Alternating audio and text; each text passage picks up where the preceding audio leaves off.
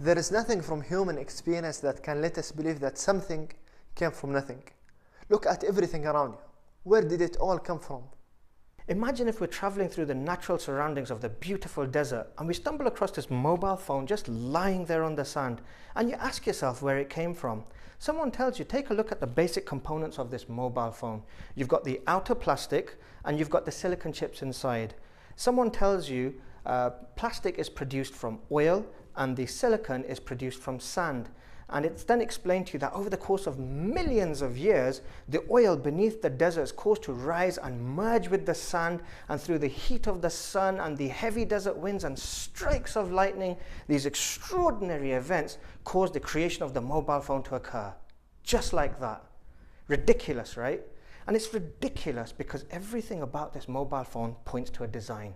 It's too perfectly shaped and formed, and its features are too sophisticated for it to have appeared so randomly.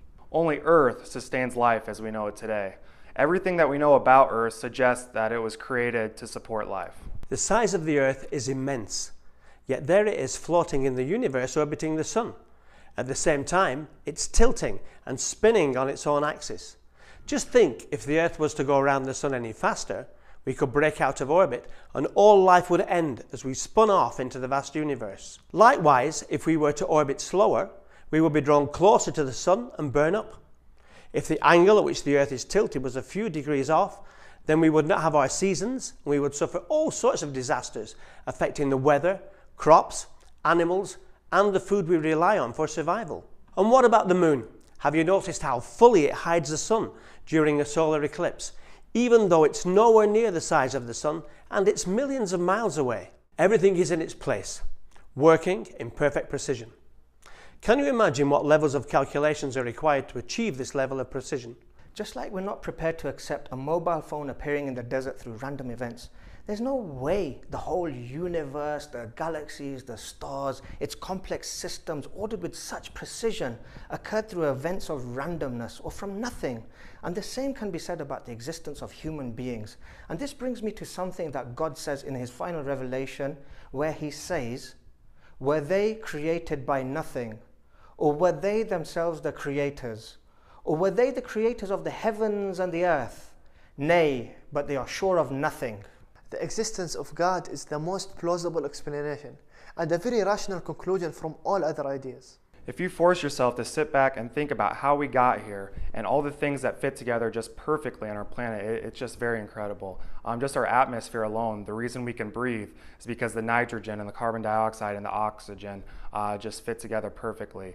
All the things from all the different landscapes, from the mountains to the jungles, to the deserts, to the oceans, all the different kinds of animals and different kinds of fish. You just have to come to one conclusion, and the conclusion for me, and obviously many other people, is that there's one supreme being or supreme intelligence that created everything. And once you come to this conclusion, you have to believe that he controls everything.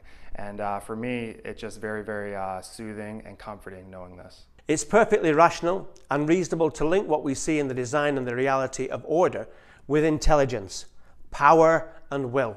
It proves the existence of an intelligent and creative being, and that can only be what we understand to be God. And who is God? Well, we know about God through what God himself has revealed in his final revelation, the Quran. In it, God states, "Say, he is Allah, the One. Allah is the self-sufficient master upon whom all depend. He begets not, nor was he begotten, and there is none co-equal or comparable unto him."